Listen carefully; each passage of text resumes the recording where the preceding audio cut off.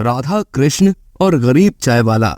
एक गांव में राजू चाय का काम किया करता था और उसी से अपने परिवार का गुजारा करता था। इसी के साथ वो राधे कृष्ण का बहुत ही बड़ा भक्त था। दुकान खोलने से पहले वो उनके मंदिर जाता और दुकान खोलने के बाद सबसे पहले चाय का प्याला उन्हीं के सामने रखता। उसकी भक्ति में कोई भी दिखावा नहीं था। वो जो कुछ भी करता वो ये भक्ति से करता। पर कुछ दिनों से उसका चाय का काम अच्छा नहीं चल रहा था, क्योंकि उसकी दुकान पर ग्राहक आना कम हो गए थे। और एक दिन उसकी दुकान पर गांव का किशोर आता है और वो राजू से कहता है, अरे क्या हुआ भैया, तुम्हारी दुकान पर ग्राहक बहुत कम आ रहे हैं, जबकि तुम्हारी चाय तो बहुत ही अच्छी बनती है। पता नहीं भैया क्या बात है, मुझे खुद समझ में नहीं आ रहा है, पर जैसी राधा कृष्ण की मर्जी वैसे ही होगा। अरे भैया, मानते हैं कि तुम्हें विश्वास है राधा कृष्ण पर ये जरूरी नहीं है कि ये सब भगवान ही कर रहे हो। ऐसा भी हो सकता है कि तुमने अपनी चाय में कोई गलती करना शुरू कर दी हो। नहीं भैया, मैं तो जैसी बनाता हूँ वैसे ही बना रहा हूँ। ये सब तो मेरे राधा कृष्ण की ही महिमा है। ये सुनकर किशोर वहां से बिना कुछ कहे चला जाता है। धीरे धीरे समय गुजर रहा था। वहीं दूसरी तरफ राधा कृष्ण ये सब देख रहे थे। तभी राधे ने कृष्ण से कहा, हे कृष्ण, ये कैसी महिमा है आपकी? आपका भक्त कितना परेशान है, आप उसकी सहायता क्यों नहीं करते? उसी की तो सहायता कर रहा हूँ। देख रहा हूँ वो कितना सहनशील है, उसकी परीक्षा ले रहा हूँ मैं। पर भगवान, परीक्षा तो उसी की ली जाती है जो सब में निपुण हो। ये बेचारा तो कितना गरीब है, आप उसकी परीक्षा क्यों ले रहे हैं?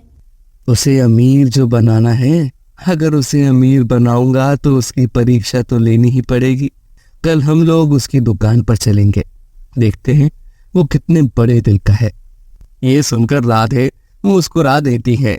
वहीं राजू काफी ज्यादा परेशान था, क्योंकि उसकी दुकानदारी न होने की वजह से वो अपने घर के लिए कोई भी सामान नहीं ला पा रहा था। उसकी पत्नी शीतल उससे कहती है, अजय, घर का राशन खत्म हो गया है, कब लेकर आएंगे? 2 दिन से कह रही हूँ। मुझे पता है, पर जैसे ही पैसे आ जाएंगे मैं सामान ले आऊंगा। क्या बात है, आपकी दुकान सही नहीं चल रही है क्या? पहले तो खूब अच्छी चला करती थी।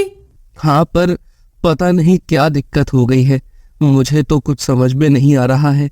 लगता है राधे कृष्णा हमारी परीक्षा ले रहे हैं। ऐसी कोई बात नहीं है, आप कोई दूसरा काम देख लीजिए। वैसे भी आजकल तो बहुत सारे काम हैं। नहीं, मैं तो यही काम करूंगा। देखते हैं कब तक मेरी दुकान अच्छी नहीं चलती है, और तुम चिंता मत करो, सामान आ जाएगा। और ये कहकर राजू फिर से दुकान पर आ जाता है। उस दिन उसकी बिल्कुल भी बिक्री नहीं होती, जिस वजह से वो बहुत ज्यादा दुखी हो जाता है।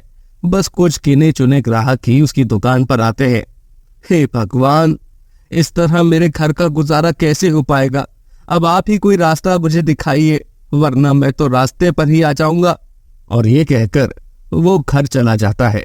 घर आने के बाद वो भगवान राधा कृष्ण की पूजा करता है और फिर सो जाता है।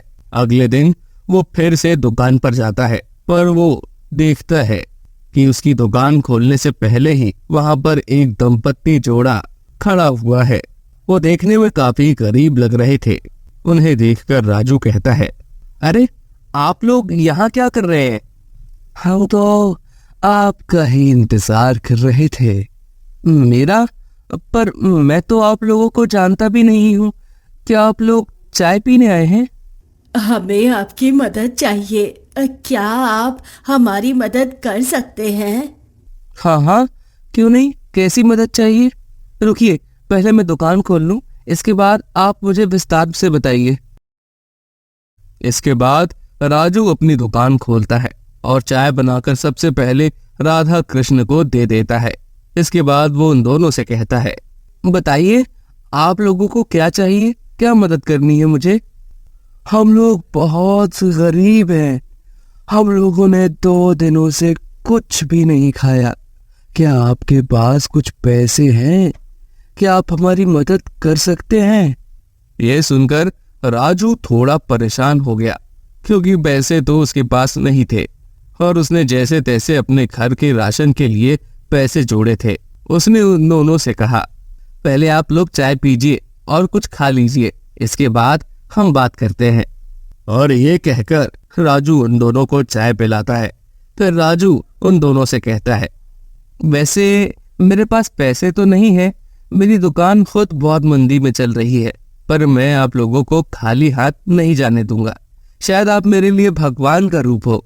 और ये कहकर वो अपने राशन के पैसे निकालता है और उन दोनों की तरफ बढ़ाकर कहता है, ये कुछ पैसे हैं, शायद इनसे आपकी मदद हो जाए।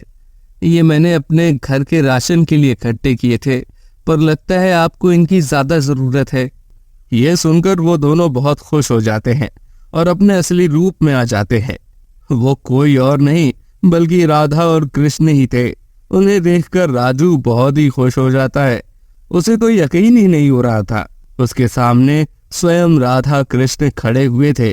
और फिर कृष्ण राजू से कहते हैं, मैं तुम्हारी भक्ति से बहुत प्रसन्न हूँ। तुम मेरे भक्त होने के साथ साथ एक बहुत ही अच्छे दिल के इंसान हो। मैं तो तुम्हारी परीक्षा ले रहा था और तुम उस परीक्षा में सफल हुए। क्या आप सच कह रहे हैं? मुझे तो यकीन ही नहीं हो रहा है। मेरे तो भाग्य ही खुल गए जो मैंने आप लोगों के दर्शन कर लिए। इसके बाद राधा कृष्ण राजू को एक जादुई चाय पत्ती देते हैं और उससे कहते हैं, तुम इस चाय पत्ती से अपनी चाय बनाना, जिससे तुम्हारे चाय की खुशबू पूरे गांव में फैलेगी और तुम्हारी दुकानदारी बहुत अच्छी होने लगेगी। ये सुनकर राजू बहुत खुश हो जाता है और इसके बाद राधा कृष्ण वहां से चले जाते हैं। उन लोगों के जाने के बाद राजू उसी से चाय बनाता है, जिससे उसकी खूब बिक्री होती है। और अब राजू बहुत ही खुश हो जाता है, क्योंकि समय के साथ साथ वो अमीर होने लगा था।